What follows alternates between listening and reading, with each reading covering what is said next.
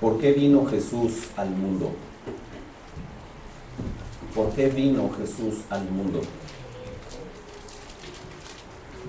Vamos a leer algunos versículos de este pasaje y después iniciaremos con el contenido del mensaje.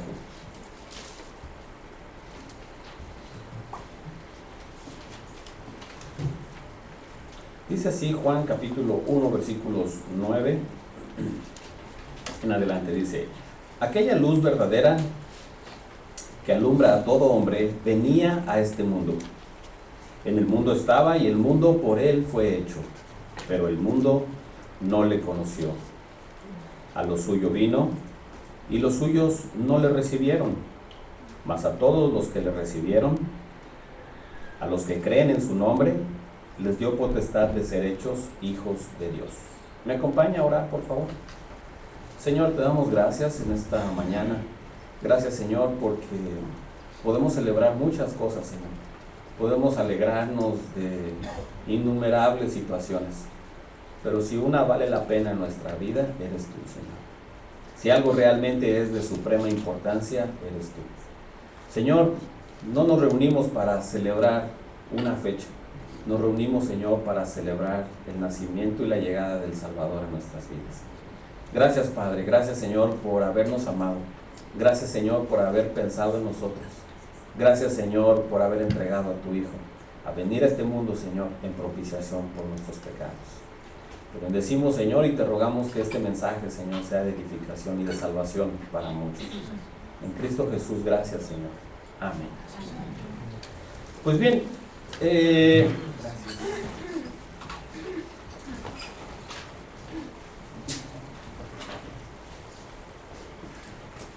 yo quisiera preguntarle a usted, ¿cuál ha sido la mejor Navidad que usted ha pasado en su vida? ¿Cuál ha sido la mejor Navidad que usted ha pasado en su vida? Piense, para algunas personas las mejores Navidades fueron las que pasaron cuando eran pequeños y tienen el recuerdo de cuando estaban reunidos en familia. Para otros, las mejores Navidades ha sido cuando han estado rodeados de más gente que les ama. Cuando alguien me ha dicho a mí, que yo les he preguntado, me han dicho, bueno, yo la Navidad más linda que recuerdo es cuando vivían mis padres, cuando estaba con mis hijos, cuando estaba con todos mis hermanos, etcétera, etcétera. Y remitimos muchas veces nuestros pensamientos a que la Navidad más importante, o la Navidad más feliz, o a que la Navidad más especial ha sido cuando ha habido gente importante a nuestro lado rodeada, o cuando hemos estado rodeados de gente que amamos. Pero la verdad es que la Navidad no tiene nada que ver principalmente o necesariamente con la familia o con los seres queridos.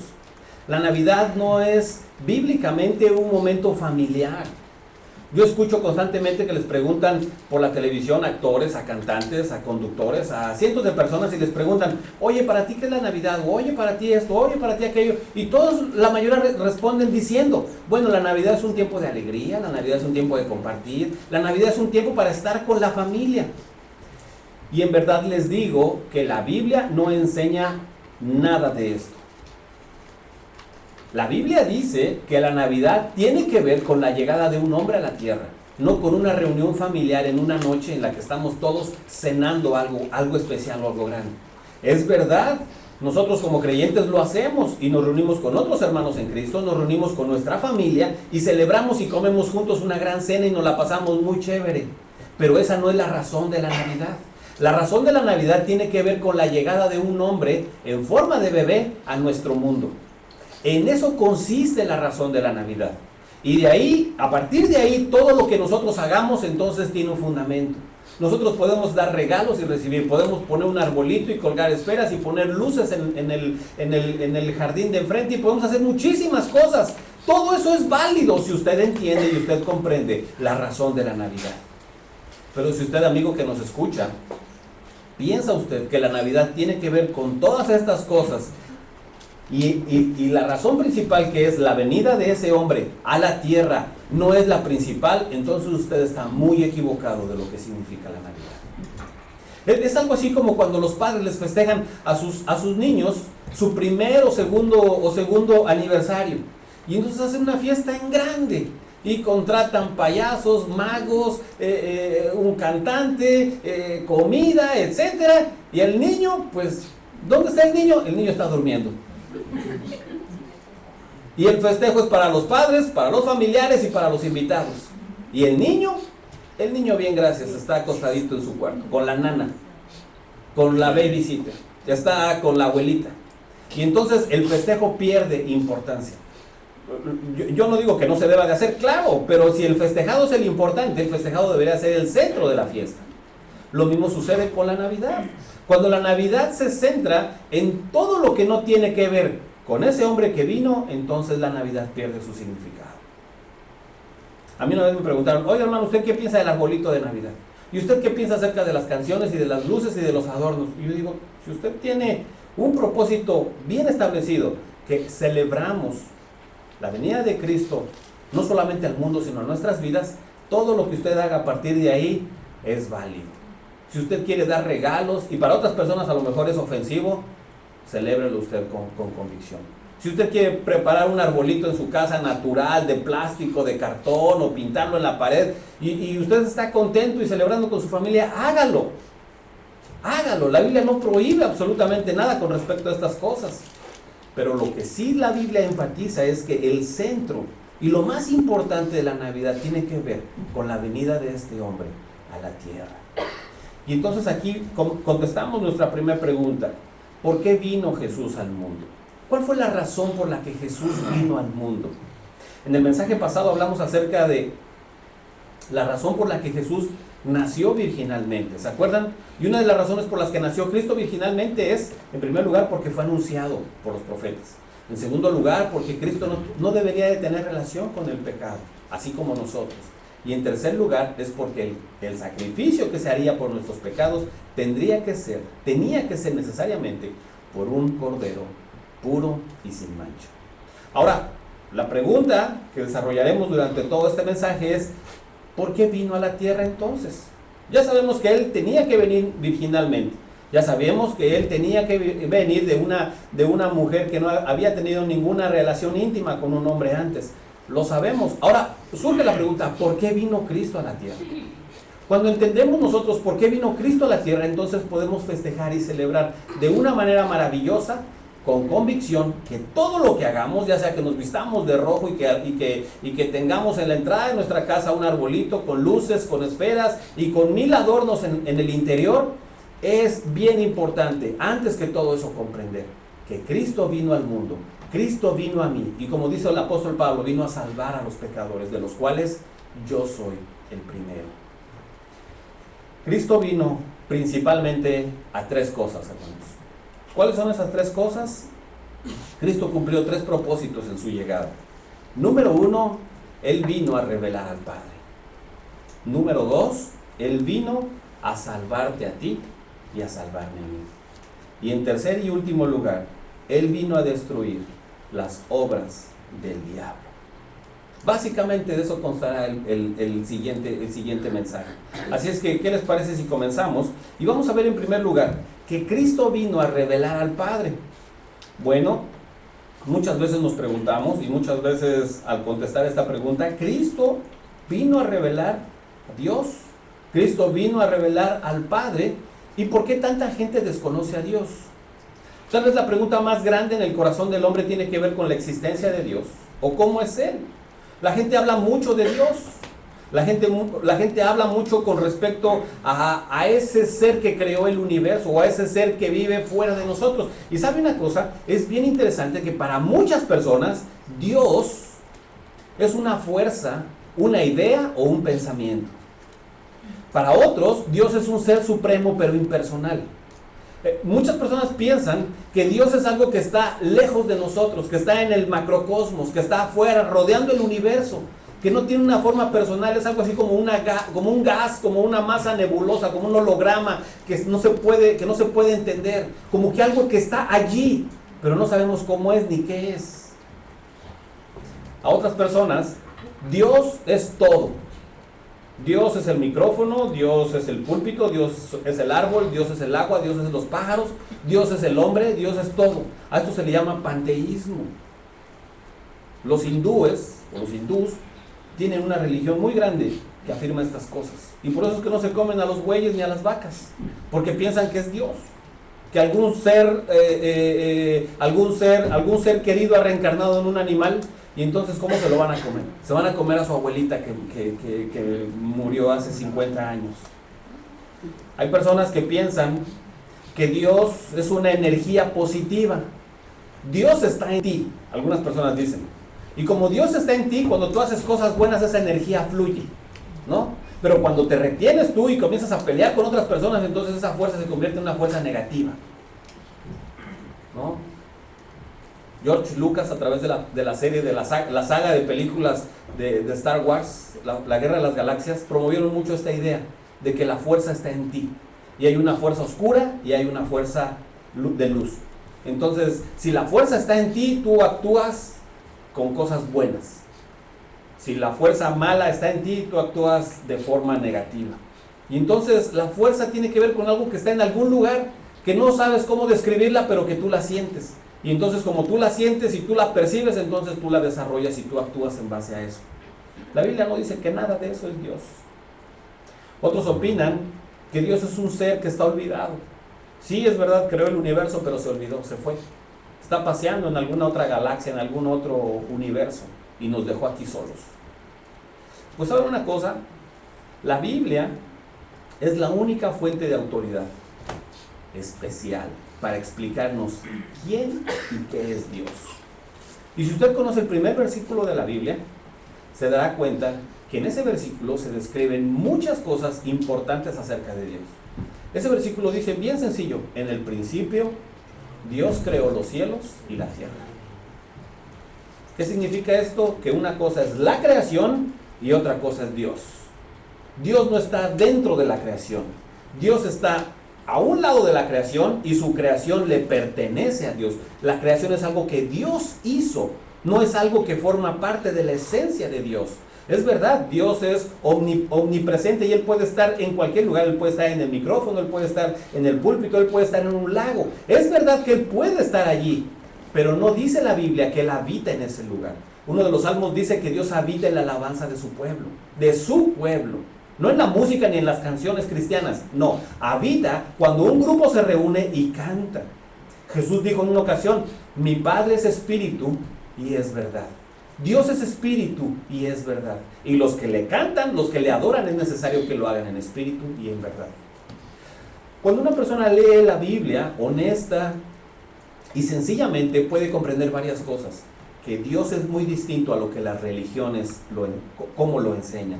Dios es muy diferente a lo que la gente piensa. Hay otro tipo de personas que son amantes de la filosofía y dirán: bueno, Dios es un pensamiento que consiste en existir si tú piensas que Él existe. Otra vez, ¿cómo? Sí, Dios existe si tú crees que existe. Oye, si otra persona cree que no existe, pues no existe. Entonces, ¿cómo está eso? O sea, Dios está sujeto, la existencia de Dios está sujeto a lo que crea la gente. Y si la mitad del mundo cree que no existe y la otra mitad del mundo cree que sí existe, ¿cuál es la realidad entonces? ¿Existe o no existe, pues? La Biblia dice: en el principio Dios creó los cielos y la tierra. Antes de que existiera aún el mismo pensamiento humano, Dios ya existía. La existencia de Dios no depende de que si nosotros querramos o no que Él exista. Él es. Dios es, independientemente de lo que la gente piense, crea o se imagine. La Biblia dice en primer lugar: ¿por qué vino Cristo al mundo? Dios envió a su Hijo en forma de hombre. Dios lo envió a través del vientre de una mujer para que naciera como una criatura indefensa, como un bebé tierno, precisamente para revelar a Dios. El Padre y el Hijo, dice la Biblia, que cohabitaban, vivían, existían juntamente desde el principio de la creación. Y ellos, en su perfecta unidad, el Padre y el Hijo, y junto con el Espíritu Santo, los tres en uno, no eran tres dioses. Un solo Dios manifestado en tres personas creó el universo. No dije crearon porque no son tres, es un mismo Dios. Dios, Padre, Hijo y Espíritu Santo creó el universo. Ese Dios, el Padre y el Hijo, son la misma persona, son la misma cosa, son la misma naturaleza, son la misma esencia, es el mismo amor. Cuando el Hijo deja al Padre en el cielo y baja a la tierra, el Hijo refleja todo lo que el Padre es. ¿Sí está conmigo? El Hijo refleja el carácter, la personalidad y la misión de lo que Dios en el cielo quería. Este canto que acabamos de entonar hace un momento, que decía: Padre nuestro que estás en el cielo, santificado sea tu nombre, ¿se acuerdan?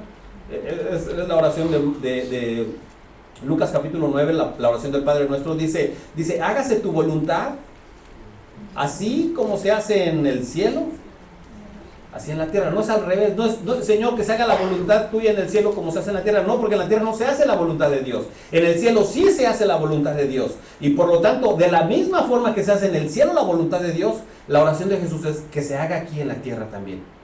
Entonces, ¿qué es lo que promueve el Hijo cuando vino? ¿Qué es lo que vino a enseñar el Hijo? Que el carácter y la persona de Dios estaba reflejándose en Él.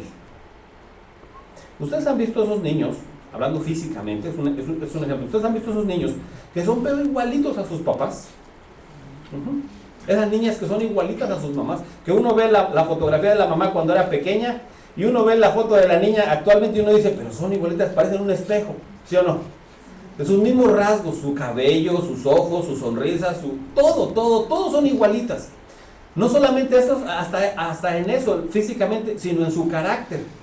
Enojona, orgullosa, berrinchuda, ¿no?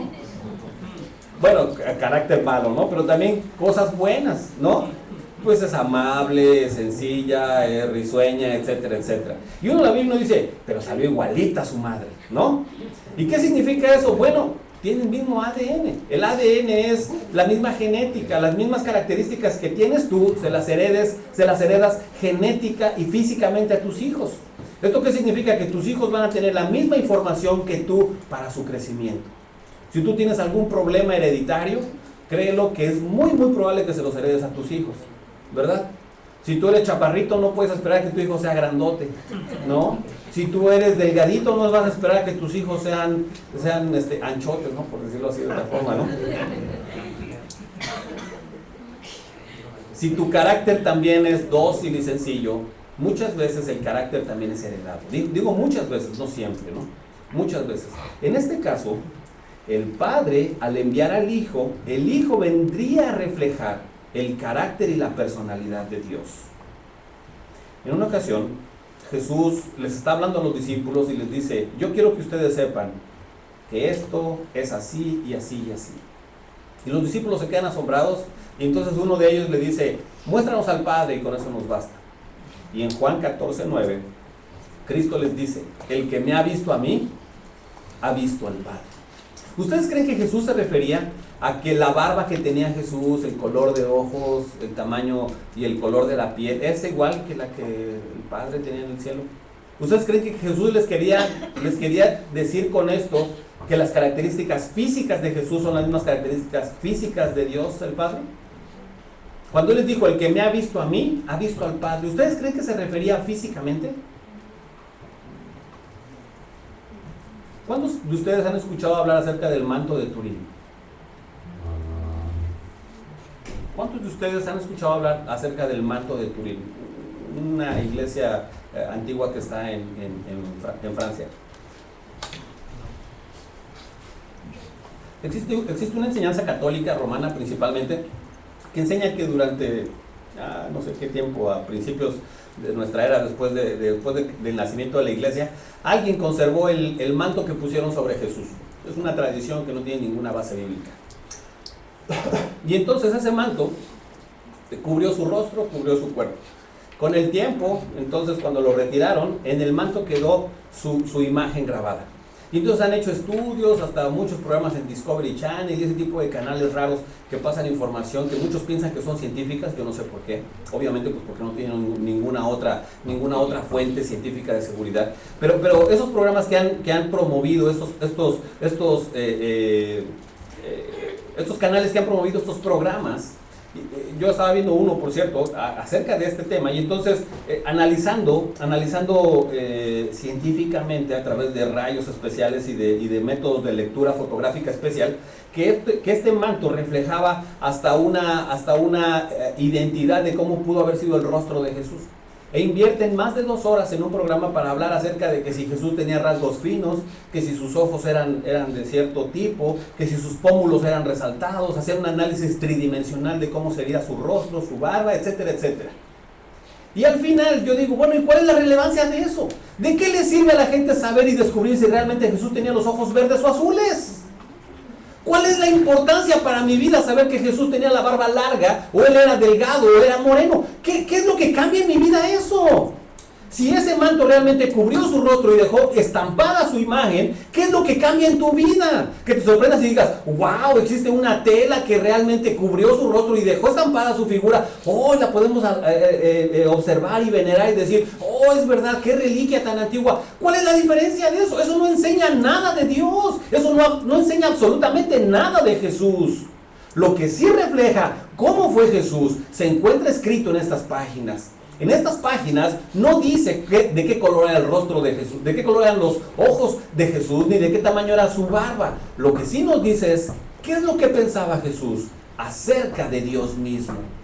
Cuando Jesús les dice a los discípulos, el que me ha visto a mí ha visto al Padre, les está diciendo, si ustedes quieren saber cómo es Dios, tienen que convivir conmigo y darse cuenta cómo es Él.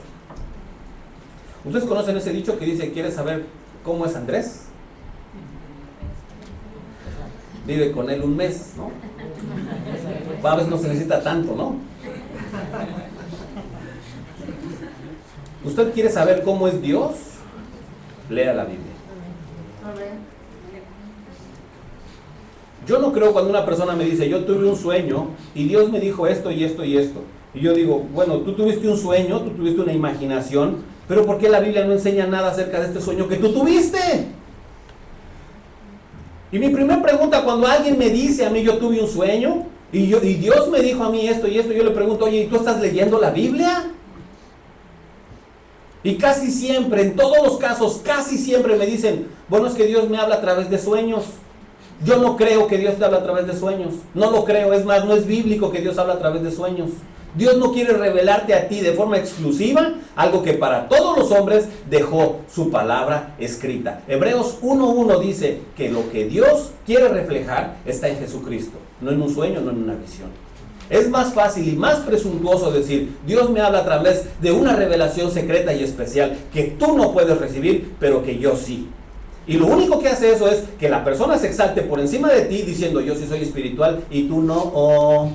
Yo sí y tú no, oh, fíjate.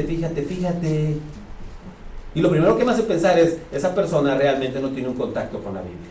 Esa persona piensa que Dios puede reflejarte a ti a través de un sueño, después de haber cenado pupusas y tamales, que Dios va a hacer esto, va a hacer aquello, piensa esto y piensa aquello otro. ¿Sabes una cosa? Si no está escrito en su palabra, entonces muchas veces ese sueño que tú tuviste, que yo no dudo que lo tuviste, no venía de Dios, venía de un deseo muy fuerte que tú tenías para que pasara algo.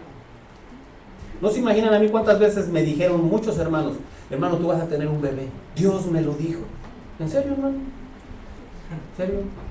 ¿Por qué, hermano? ¿Cuánto tiempo tienes orando por mí? No, hermano, yo tengo orando mucho tiempo por ti. Bueno, yo también creo que Dios me lo va a dar, no sé cuándo, yo creo también que Dios me lo va a dar. Pero la pregunta es, ¿y te dijo cuándo? ¿O nada más te dijo que lo va a tener, hermano? ¿Te dijo cuándo? ¿Que va a ser adoptivo? ¿Cómo va a ser? ¿Cómo, hermano? Antier que veíamos la obra que decía el ángel a Zacarías, ¿no? Vas a tener un hijo, y Zacarías le dice, sí, pero ¿cómo va a ser, no? Ya estoy viejito, le dice, ¿no?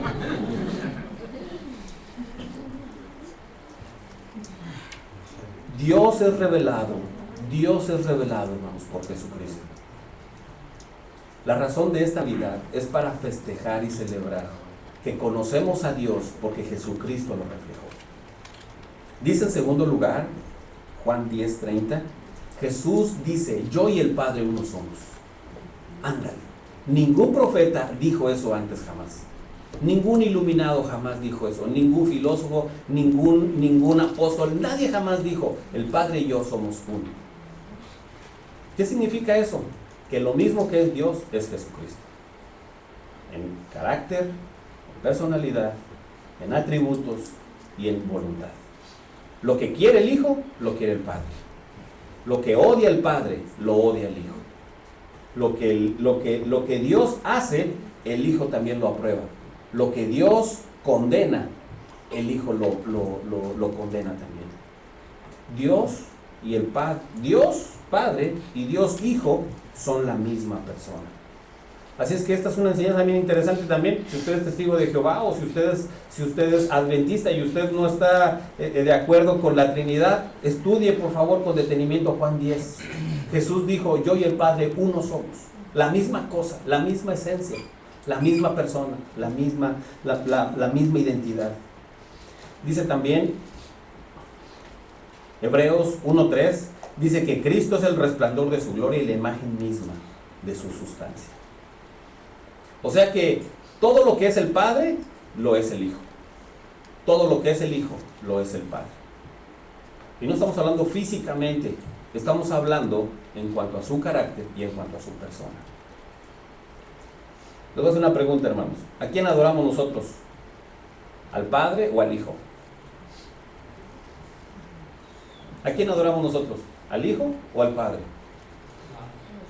Al Hijo, porque como todo lo mismo. Nosotros, como cristianos, nosotros adoramos a Dios el Padre. Y Dios el Padre toma esa gloria y esa honra y la entrega a su propio Hijo. Y Él promete en el libro de los Efesios y de los Filipenses que Dios exalta a su Hijo y lo pone al mismo nivel de Él y dice, toda la creación alábelo. Todos, ángeles, hombres y demonios, reconozcan que Él es el único digno de merecer la honra, la gloria y el poder. Y al final, ahora que estamos estudiando Apocalipsis, cuando lleguemos al final, nos daremos cuenta que el Hijo, que está sentado junto al trono, recibe la misma honra, la misma adoración, la misma exaltación y la misma entrega de poder y de todo lo que nosotros podamos obtener. Porque nuestra adoración es al Padre por medio del Hijo a través de su Espíritu Santo. Y en último lugar, no en último lugar de todo esto, pero en último lugar de este punto, Primera de Juan 2:23 dice que el que confiesa al Hijo también tiene al Padre. Luego hacer otra pregunta. ¿En su corazón está Dios el Padre o Dios el Hijo? Piénselo bien antes de contestar. ¿En su corazón está Dios el Padre o Dios el Hijo? Si usted es católico romano, le quiero hacer esta invitación a que usted se pregunte esto y le pregunte a su líder espiritual. Cuando yo recibo a Cristo, ¿también recibo al Padre? ¿O solamente al Hijo? Oh, qué interesante.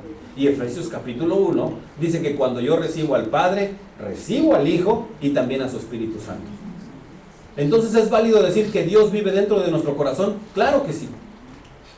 Dios, ¿a qué te refieres con Dios? A Jesucristo, al Creador y a su Santo Espíritu. Los tres viven en mi corazón. Por eso que cuando yo le canto, mi alabanza sale de lo que Él produce en mi corazón primero. Cuando un cristiano no canta, yo dudo que sea cristiano. Yo no afirmo que no sea cristiano, yo dudo que sea cristiano. O sea, me entra esa duda y yo digo, bueno, qué raro que este cristiano no cante, ¿no? Qué raro que este cristiano no cante, ¿por qué no querrá cantar? Bueno, a lo mejor no se sabe la canción o que eso es válido, pero si está viniendo domingo tras domingo y no le gusta cantar, yo digo, ahí hay un problema. Ahí hay un problema, ¿no? Es como que hay una contradicción. Si el cristiano no canta, es porque no hay eso que Dios ha producido en él. Y si eso no lo ha producido en él, entonces mi pregunta es, o está en pecado, o número 2, está en desobediencia, o número 3, tiene algo que necesita liberar en su corazón. Tiene algo que establecer bien delante de Dios y decir, bueno, Señor, a lo mejor no canto porque no tengo buena voz. ¿Sabe una cosa? Cuando usted le canta al Señor, no a los que están a los lados. A lo mejor el Señor escucha su oración así, su alabanza así, pero Él la escucha. Aunque el que está a un lado está ofendido porque usted está bien desafinado, pero delante de Dios usted está afinado. Cuando usted le canta a lo mejor su voz así aguardientosa, así rara, rasposa, y canta feo para el que está a un lado, pero para Dios es una canción y es una alabanza que es elevada y que Dios recibe. Así es que no se preocupe si su voz es muy dulce o si su voz es muy amarga. Dios escuchará nuestro corazón, porque dice Juan capítulo 4 que Dios busca adoradores de buena voz, dice.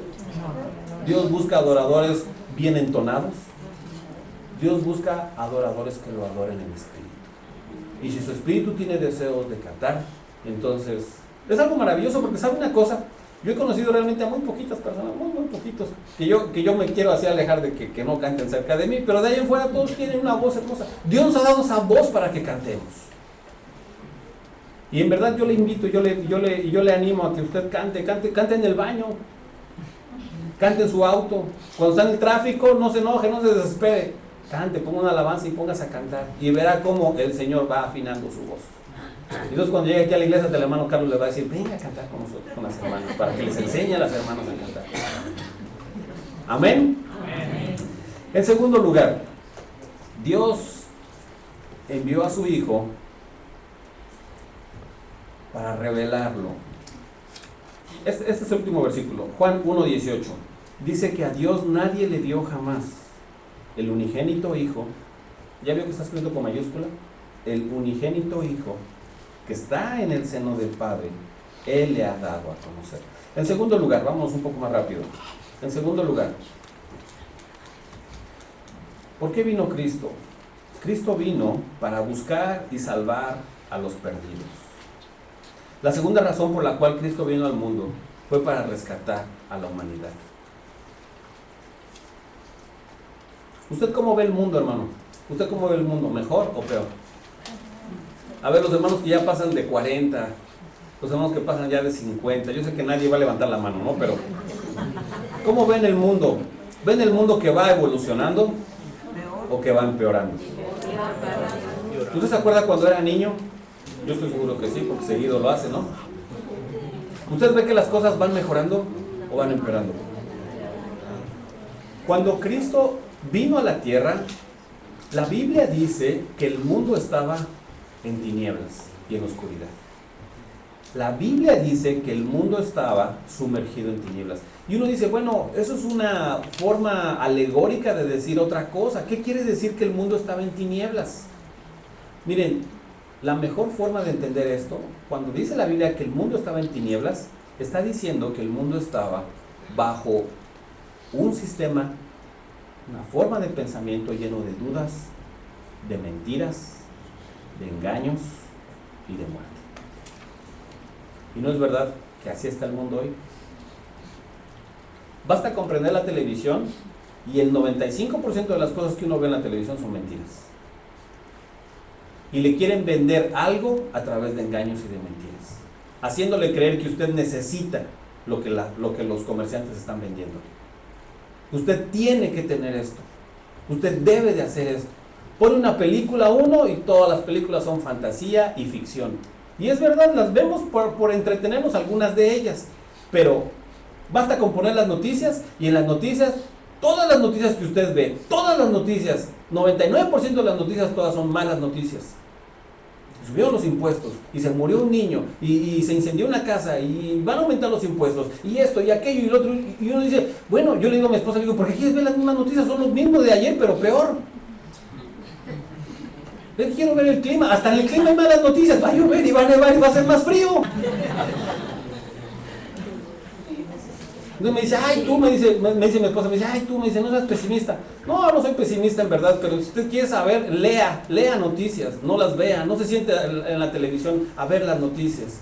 Lea un poco, lea más, lea otras cosas. Es verdad, ya casi nadie compra el periódico, pero siéntese y búsquelo en internet. Busque noticias, léalas, no se siente a que alguien se las diga. Cuando uno se sienta, y sobre todo en canales que son populares, uno recibe el 90-80% de tiempo comercial y todo lo demás es casi basura de lo que uno está escuchando. Y es verdad, no estoy hablando en contra de esto, ni estoy diciendo que no debiéramos, pero sabe una cosa, la mayor parte de las cosas que tiene nuestro mundo son dudas, son engaños, son mentiras, es muerte. Y en ese mundo, así como está el mundo, dice la Biblia que envió Dios a su Hijo para darles vida, para darles amor, para darles esperanza. ¿Cuántas personas conoce usted sin esperanza? Es más, piense usted en las personas que trabajan con usted. ¿Cuántos de ahí conoce usted que están amargados? Y que usted los va a ver el día de mañana y usted les va a preguntar, ¿cómo te fue el fin de semana? Y estoy seguro que le van a dar una respuesta pesimista y le van a decir, pues más o menos. Igual. ¿Para qué descanso? Mejor me quedo a trabajar. ¿Y para qué trabajas tanto? Pues porque no tengo otra cosa que hacer.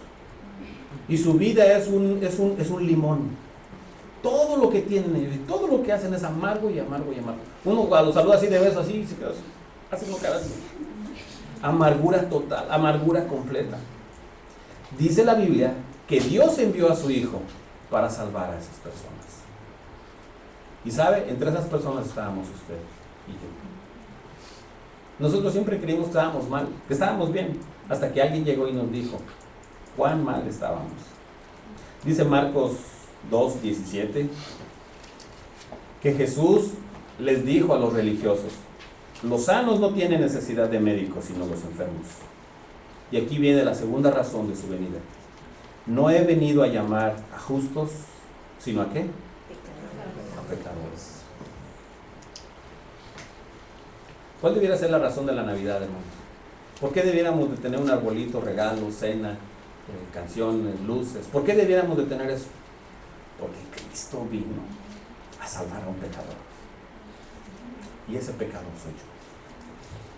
Hay una historia que me encanta, y yo creo que con eso termino. Había un príncipe que una vez visitó una cárcel. Y en esa cárcel el príncipe tenía el poder y la autoridad para liberar a quien él quisiera.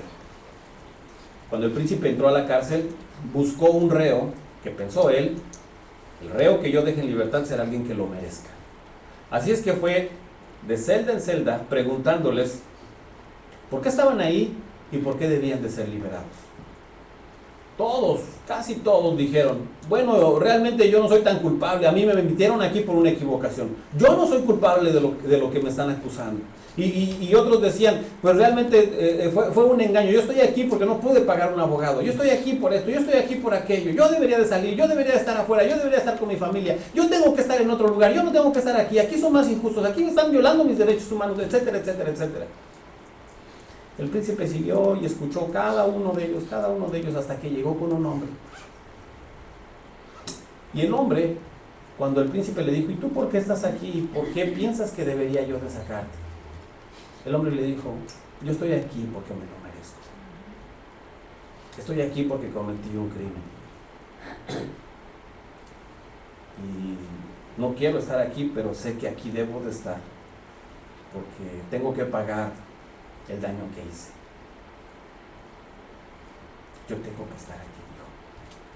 Entonces el príncipe lo vio a los ojos y le dijo a los demás, liberen a este hombre, porque este hombre reconoce su crimen, reconoce su maldad y sobre todo ha estado dispuesto a aceptar el castigo.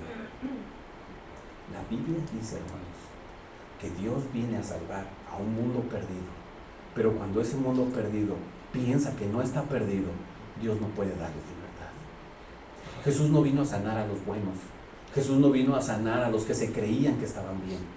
Jesús vino a salvar a aquellos que estaban perdidos como tú y como yo. Cuando una persona dice, es que yo estoy bien, otros están mal. Es que yo no soy un violador, es que yo no soy un asesino, yo nunca he robado un banco. Es que yo estoy bien, pero ¿sabes una cosa? Tú odias a tu suegra. ¿Sabes una cosa? Tú robas en tu trabajo. ¿Sabes una cosa? Tú no aguantas a las personas que están junto a ti, que no quieres estar con ellos. ¿Sabes una cosa? Tú estás lleno de mentiras. ¿Sabes una cosa? Tú estás engañando a alguien. ¿Sabes una cosa? Tú odias a alguien. Y la Biblia dice que nadie puede recibir sanidad si no sabe él mismo que está enfermo. Un doctor nunca correrá a tu casa a preguntarte si necesitas medicina. Tú tienes que correr al hospital y decir, atiéndame porque me estoy muriendo. La Biblia dice que Jesús vino a sanar a los que estaban enfermos. Y dice el apóstol Pablo, Cristo vino a rescatar a los pecadores de los cuales yo soy el primero. ¿Sabe por qué Cristo vino? Cristo vino precisamente para salvar. No vino para tener una reunión familiar nosotros. No vino para que nos entregáramos regalos en intercambio. No vino para que adornáramos con luces nuestras casas. Cristo vino para que hiciéramos todo eso después de haber conocido y entendido que teníamos hambre de Dios y solamente Él podía saciarnos. que estábamos llenos de nosotros mismos y solamente Él podía perdonarnos. En eso consiste la verdadera Navidad. La Navidad consiste en reconocer que hemos sido pecadores y que hemos necesitado un Salvador. Y hasta que no recibimos a ese Salvador que Dios envió, hasta ese momento entonces, ninguna Navidad tiene significado. Ninguna Navidad tiene importancia, ninguna Navidad tiene validez. La verdadera Navidad consiste en reconocer que Él vino a ti en el mejor momento cuando tú lo necesitabas. Y la pregunta es, si Él te pregunta, amigo que me escuchas, ¿por qué estás en esa esclavitud y por qué mereces por qué piensas que yo debiera darte la salvación? Si tú piensas que te la mereces, te dejará metido hasta toda la eternidad en esa prisión. Pero si tú reconoces que estás ahí porque eres culpable, si tú reconoces tu pecado, tú estás listo y dispuesto para ser liberado y para recibir el perdón de Dios. Yo te hago esta invitación. A nadie se le puede ofrecer comida, a nadie se le puede ofrecer agua si no tiene hambre y sed. Todo el mundo dirá, no, gracias, yo estoy lleno, estoy bien, gracias. Pero una persona que reciba lo que de Dios viene es porque esa persona está necesitada, está hambrienta y sedienta de Dios. Cristo dijo, bienaventurados los que tienen hambre y sed de justicia, porque ellos serán saciados. Y mi pregunta hacia usted, amigo mío, ¿usted tiene hambre de Dios? ¿Usted tiene sed de Dios? ¿O ha esperado estas fechas solamente para recibir un regalo, para tomar vacaciones, para estar con su familia, y Dios está a un lado de su vida? Si es así, este mensaje no es para usted. Pero si usted ha comprendido que el amor de Dios, el más grande amor de Dios, se manifestó hace 2000 años, cuando Él envió a Jesús al mundo para que usted fuera salvo, entonces estas son las buenas nuevas de salvación que usted necesitaba escuchar. Yo le invito a que cierre sus ojos. Cierre sus ojos ahí donde están. No importa el lugar, no importa que ya no sea Navidad en este momento, no importa que a lo mejor, si usted vaya manejando, desvíese un momento, estacione su auto, cierre sus ojos y repita conmigo estas palabras. Díganle así: Señor Jesús, te pido que me perdones, te pido que entres a mi corazón. Ya no quiero ser igual, Señor. He vivido muchas Navidades sin ti. He vivido Navidades pensando en que lo más importante de la Navidad es estar con mi familia, lo más importante de la Navidad es estar sano, lo más importante de la Navidad es estar en casa con las personas que me aman, pero me he olvidado de ti. Y en esta hora, Señor, quiero pedirte perdón. Quiero pedirte, Señor, que entres a mi corazón. Reconozco, Señor, que te necesito. Te necesito, Señor. Una Navidad más sin ti no la podría tener. Entra a mi vida, Señor. Sálvame. Sálvame, Señor Jesús. Hazme una nueva persona. Quiero celebrar todas estas cosas hermosas. La cena, la compañía de mi familia, las luces, los regalos. Todo esto, Señor, lo quiero celebrar gracias a que tú me salvaste, Señor. A que tú me diste una vida nueva. Gracias, Señor. Muchas gracias, Padre. Te recibo en mi corazón como mi Señor y mi Salvador. Y ahora sí, Señor, puedo festejar junto con todas las personas que me aman que ahora mi Navidad tiene significado. Y así mismo, así como tú estás, hermano, que tú ya recibiste a Cristo en tu corazón, yo te invito a que esta verdad, yo te invito a que este mensaje tú lo proclames con las personas. Comparte con otros, comparte con tus seres queridos, comparte con tus amigos, con aquellas personas que te interesan. Háblales acerca de lo que significa la Navidad. Explícales por qué Jesús vino al mundo. Diles que Jesús vino al mundo precisamente a esto, a salvarnos. Él vino a revelar cómo era Dios. Él vino a decirnos cuánto nos amaba. Él vino a entrar a nuestras vidas como nuestro Salvador. Él vino a buscar a los que tenían hambre y sed de Él. La pregunta es, ¿tú quieres compartirlo?